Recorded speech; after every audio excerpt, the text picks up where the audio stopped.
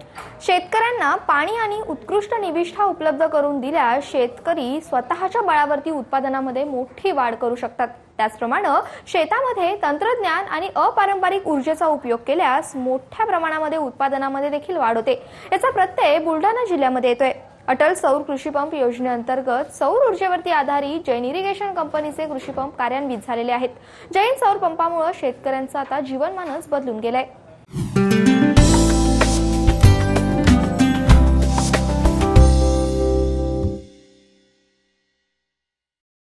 सौर ऊर्जेची साथ मिळाल्यामुळे शेतकऱ्यांची भारनियमन, वीज कपात यासारख्या समस्यांमधून सुटका झाली आहे। बुलढाणा जिल्ह्यातील सोनळा गावातील संदीप धामोळे त्यापैकीच एक। धामोळे यांना शेतीमध्ये वीज नेण्यासाठी 22 पोल लागत होते। मात्र 22 पोलसाठी खूप खर्च करावा लागत होता। मात्र त्यांनी या आपल्या शेतीमध्ये अटल सौर कृषी पंप योजनेअंतर्गत जैन सौर पंप बसवलाय। धामोळे हे जिल्ह्यातील सौर पंप बसवणारे पहिले शेतकरी आहेत। फक्त 5% म्हणजेच 33,750 रुपये भरल्यानंतर धामोळे यांच्या शेतीमध्ये 29 मे 2016 रोजी जैनचा सोलर पंप सुरू झालाय। माझ्याकडे 1 हेक्टर शेती, त्या 1 हेक्टर शेतीमध्ये आम्ही जेव्हा विजेसाठी MSCB कडे अर्ज केला तेव्हा आम्हाला MSCB ने 22 पोल लागतात म्हणून वीज देण्यास असमर्थता दाखवली। त्यानंतर अटल सौर कृषी योजना कार्यान्वित झाली। ज्या MSCBच्या अधिकाऱ्यांनी मला लाईट देण्यास असमर्थ दाखवली त्यांनी मला फोन करून सांगितलं की तुम्हाला आम्ही सोलर पंप देऊ शकतो, जर तुम्हाला चालत असेल तर बघून घ्या। त्यांनी फोन आल्यानंतर मी त्यांना सोलरसाठी ॲग्री झालो। 6,75,000 रुपये किमतीचा सोलर पंप फक्त 5% शेतकऱ्याच्या हिस्साप्रमाणे 33,750 रुपये पैसे भरून पावती ऑनलाईन झाल्यानंतर विदिन अ मंथ, एका महिन्याच्या आतमध्ये सगळी प्रोसेस पूर्ण होऊन त्यांनी मला पंपाचं अलॉटमेंट केलं। पूर्वी डेमो दाखवण्यासाठी जळगावमधला कृषी महाविद्यालयामध्ये त्यांनी डेमो बघितला। मी स्वतः कंपनीचे अधिकारी आहेत, काही आमच्या ते बुलढाणा जिल्ह्याचे जैन कंपनीचे जे अधिकारी आहेत एवले साहेब त्यांच्याशी वैयक्तिक बऱ्याचदा चर्चा केली। कारण की आम्ही माहिती नसल्यामुळे आम्हाला हे नव्हतं समजत की आपला पंप बरोबर चालेल या नाही चालेल। परत आपण कधी बघितलं नाही।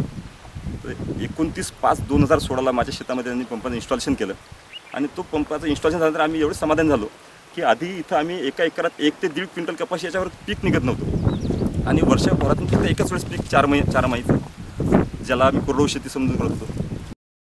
धामोळे यांना एकरी जेमतेम 1 क्विंटल कापसाचं उत्पादन मिळत असे। मात्र आता जैन सौर पंप बसवल्यानंतर त्यांनी बागायती कापूस, संत्रा, गहू, हरभरा, कांदा यासारखी पिकं घ्यायला सुरुवात केली आहे। परत एक विशेष महत्त्व सांगायचं की पंप बसवल्यानंतर सकाळी 7:30-8ला आमचा पंप सुरू होतो। त्यावेळेस रेडिएशन कमी असल्यामुळे थोडंसं पंपाचा स्पीड कमी असतो। त्यानंतर मग जसं रेडिएशन वाढते म्हणजे जसं उन्हाची तीव्रता वाढते ना तसा पंप जोरात चालतो।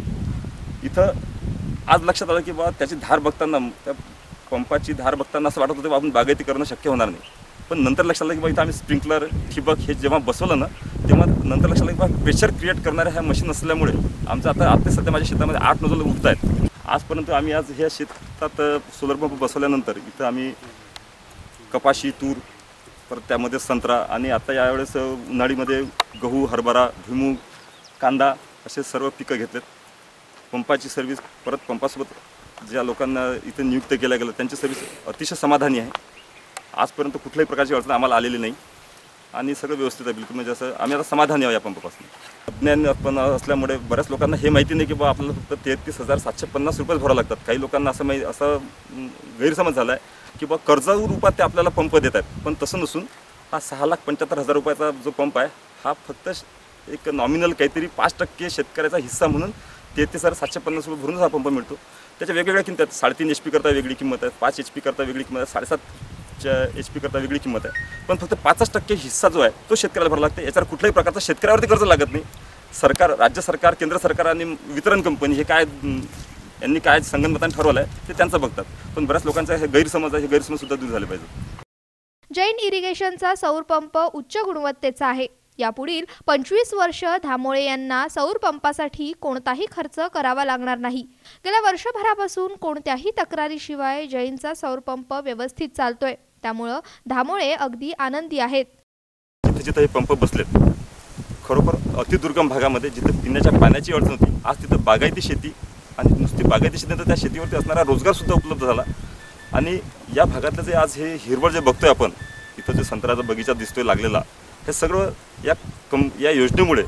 आणि खरोखर म्हणजे या योजनेची आमच्या जिल्ह्याशी संलग्नित जिल्हा असलेला जळगाव खान्देश येथील जैन इरिगेशन कंपनी यांनी जे सहकार्य दाखवलं, खरोखर हे जैन इरिगेशन कंपनीच्या कर्मचारी, तिथला स्टाफ आणि भवरलालजी जैन यांच्या सर्व संकल्पनेतून झालेला हा प्रकल्प अतिशय समाधानकारक आहे.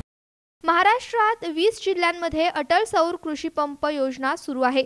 जैन सौर पंप वापरत असलेल्या शेतकऱ्यांच्या उत्पन्नामध्ये मोठी वाढ झाली आहे. तसंच जैन सौर पंपामध्ये GS तंत्राच्या माध्यमातून पंपाबाबत सर्व माहिती बसल्या जागी मिळते. पंप किती वेळ चालला, किती मीटर पाण्याचा उपसा झाला, यंत्रणा सुरळीत चालू आहे की नाही याची सर्व माहिती मिळत असल्यानं शेतकरी मोठ्या प्रमाणात जैन सौर पंप